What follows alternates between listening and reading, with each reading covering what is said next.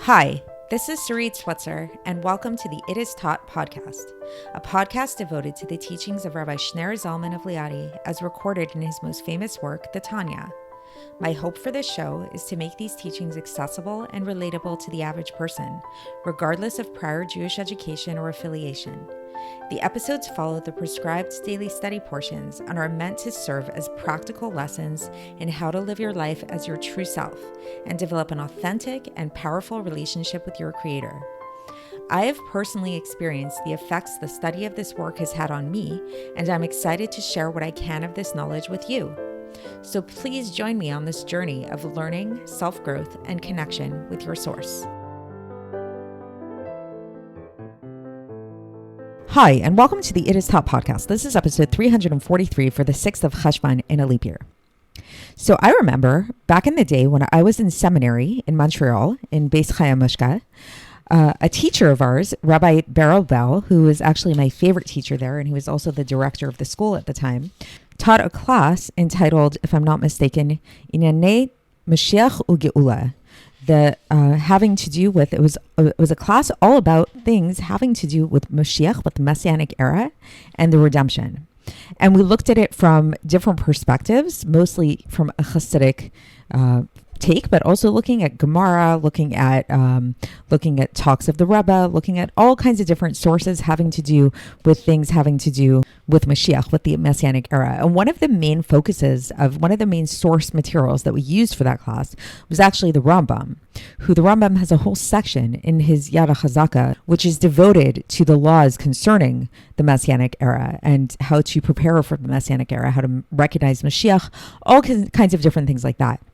And this was a long time ago, so I don't remember all of the details of the class, but the one thing that I do remember from the class, because this was something that Rabbi Bell really drilled into us pretty much every single class over and over and over, is a very short phrase of what is Mashiach. If we want a definition of Mashiach, what is Mashiach? He had us repeat this in the whole class. We had to repeat this like a choir. Mashiach is Shleimus, Torah, and Mitzvahs, which literally translates to mean the completion of Torah and Mitzvahs. And the reason why he had us repeat this over and over, and what this really means essentially, is this was actually kind of like a contrasting definition to what many people mistakenly think of as Mashiach. Namely, a lot of people, like a lot of kind of, a colloquial kind of understanding of what is the Messianic Era. You ask like a child on the street sometimes, like, what is Mashiach? What is the Messiah? What's going to happen then? People have this very futuristic image of people are going to fly. Candy is going to grow on trees. We're going to live in spaceships. We won't have to work anymore. Money will be growing out of the ground. All kinds of these kind of like magical things. There'll be unicorns and things like that. And what Rabbi Bell really tried to emphasize to us, and this is really the stance of the Rambam, is that it's not going to be this magical thing. It's not going to be, yes, there's a future time where there's going to be the resurrection of the dead. That comes later. But the actual Messianic Era is actually going to be a very normal world, in quote unquote normal world, in the sense that we're going to be living according to the laws of nature. We're still going to have to work. People will still die. There will still be people being born. It's going to be not that different physically, like in a natural order of the world sense, than the world we live in right now. The only difference is that Torah and mitzvahs will be able to practice Torah and mitzvahs, and everybody will be keeping Torah and mitzvahs to the fullest ability. Torah and mitzvahs were made for our worlds. They were made for this physical reality that we live in, and that is the ultimate manifestation of this physical reality, is keeping these Torah and mitzvahs. So why are we bringing this up today, and what does this have to do with the Tanya? So in this Iggeres that we've been learning, this Epistle 26 in Iggeres HaKodesh, we've been discussing this whole idea of referring to the Torah as the tree of life versus the tree of knowledge and good and evil. And this particular epistle is actually a response to certain opposers. The Alter Rebbe is writing this response to certain opposers or certain people who had the wrong conception, where they thought they they saw Torah as being divided into two parts. There was the tree of life Torah, which is Kabbalah, mysticism, that kind of thing. And then there's the tree of knowledge of good and evil, which they said, certain people thought of as being more related to the laws of Judaism, like the Mishnah, the Gemara, the back and forth debates concerning Jewish law.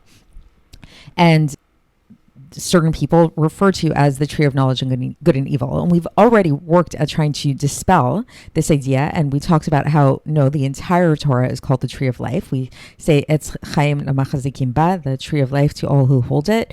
And this does not just mean the mystical parts of Torah. This means the Torah in its entirety. And we brought different proofs for this yesterday. We talked about how the mystical parts of Torah weren't even revealed till very recently in history. And also the idea that, like, when we say the tree of knowledge of good and evil, this implies evil. This implies something negative, and we can't say that there's something negative about Torah. So we explored this, somewhat in depth.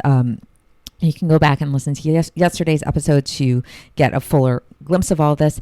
And today we're going to go about it in a slightly different angle. And we're going to talk about it from the perspective of, along with this understanding of this misconception of the oral law, meaning like the legal aspects of Judaism, the Mishnah and the Gemara and those kind of things, in addition to thinking of them in terms of being the tree of knowledge and good and evil, there was sort of this misconception that it's not going to apply in the future, that like when Mashiach comes, we're not going to have to study halacha anymore. We're not going to have to be involved in Jewish law. We're all going to be living in this like more angelic kind of state, and like these laws will be kind of like moot and won't be applicable anymore. And today's section of the Tanya is really here to really dispel this misconception and to really bring us back down to earth and make us very aware that these laws will be very much applicable in the times of Mashiach, and there will very much be a necessity to learn these laws. So let's see how the Alter Rebbe explains this. And so again, for context, we are in the middle of Epistle 26 of Iggeres HaKodesh, and the Alter Rebbe begins this section, and he says, also, we need to be, it's wondrous. He says, another thing that we should be amazed by is that how can we say that, how is it possible that in the days of Mashiach, we won't need to know the halachas, the different laws of what's forbidden and what's allowed and what's impure and what's pure. So, because, for example, we know that in the times of Mashiach, we're going to have korbanos, we're going to have sacrifices, that we're going to have the Beis HaMikdash is going to be established, right? And one of the main things that we do in the Beis HaMikdash is bringing sacrifices, animal sacrifices. And these animal sacrifices and also not only animal sacrifices, but also animals that we just use for regular, we're going to eat animals. And if we don't know the different laws, and he brings some examples of different laws of drasa, halada, shehia, and all kinds of different things that disqualify a person from slaughtering an animal. So these are different. We don't have to get into them now, but there's many different laws regarding what makes an animal kosher or not kosher. It's not just a simple thing of like, this is a kosher animal, that's a not kosher animal. How do you kill the animal? Is the animal not disqualified? Is it qualified to be sacrificed? Is it qualified to be eaten? Or, for example, the knife that you use for shechita, it needs to be a kosher knife. It can't be a defective knife. So if we don't learn halacha during that time, how are we going to know how to do these things? How are we going to know how to bring sacrifices, what animals are okay to eat, and that kind of thing? And so, like the Alter Rebbe says sarcastically, is it going to be that like people are going to wake up and like by nature they'll just like magically only slaughter animals perfectly? They won't have to come into these issues of shehia or drasa, or like the knife they use is just going to be like perfect and it won't have a blemish on it. Like we're just going to naturally have these things happen to us. No, that doesn't make sense. We're going to have to know the laws. Not only that, in terms of the laws of shechita, there's also a lot of different laws for having to do with the sacrifices in the temple that have to do with the fat of the animal, the blood of the animal, and all kinds of other prohibitions that come up.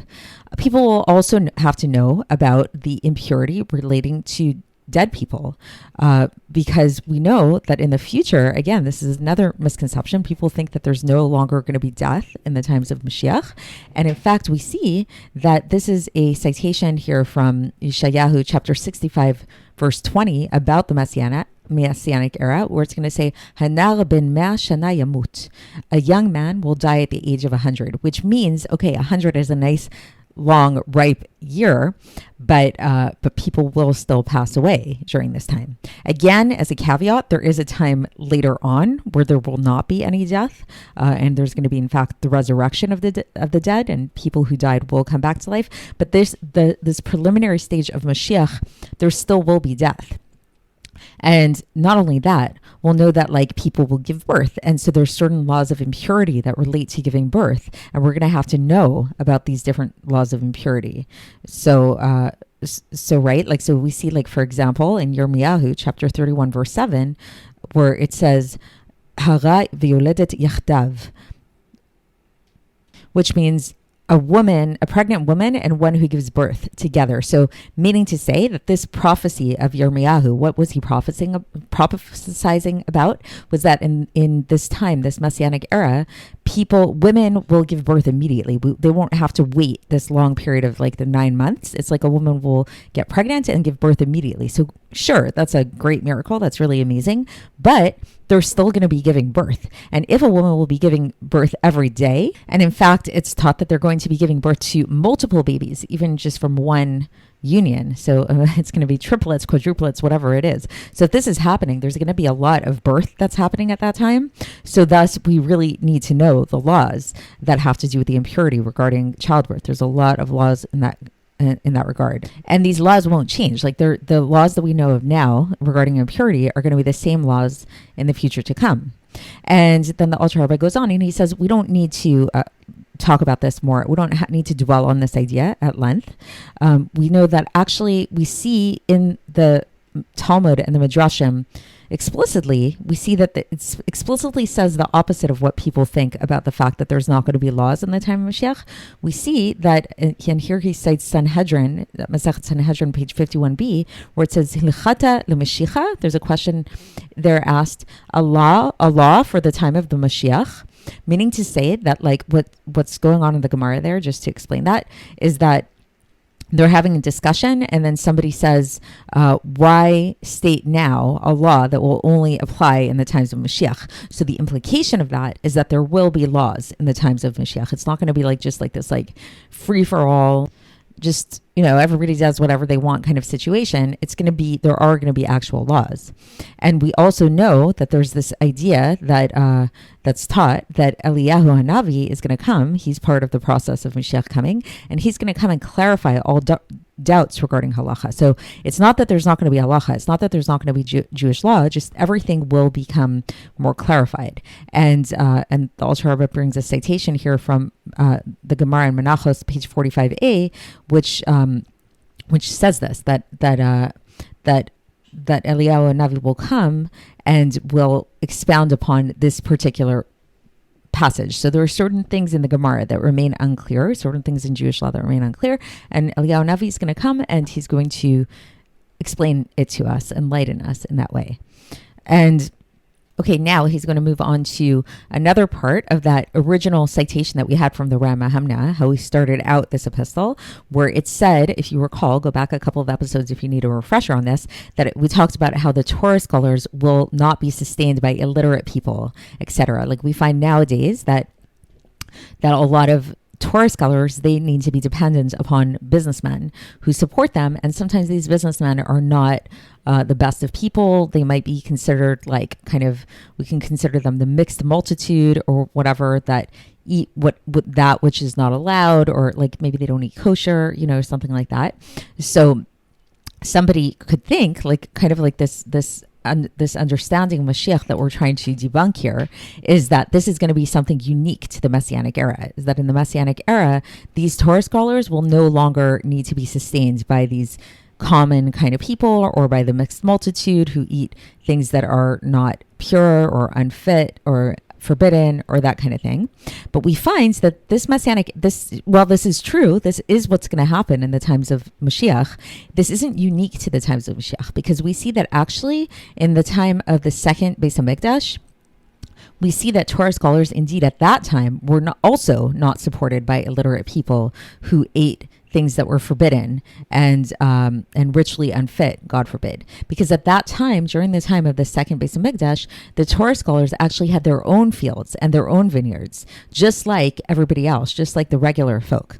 So we see that this isn't something that's unique to the times of Mashiach. And along with that, when we look at, okay, so we have this template already in the time of the second Beis Hamikdash of this already happening, that the scholars were not dependent upon illiterate people. Nevertheless, at that time, they were still involved. We don't see that like Torah study went out the window and the study of Jewish law went out the window. During the times of the Beis Hamikdash, the second Beis Hamikdash, they were very much involved in Torah study of what's forbidden, what's allowed, what's impure, what's pure, all those kinds of things. Like we see that during that time of the second Beis Hamikdash, there were these scholars, these very high scholars, they were known as the zugot, the pairs. There were 5 pairs of scholars who ruled over the Supreme Court at that time.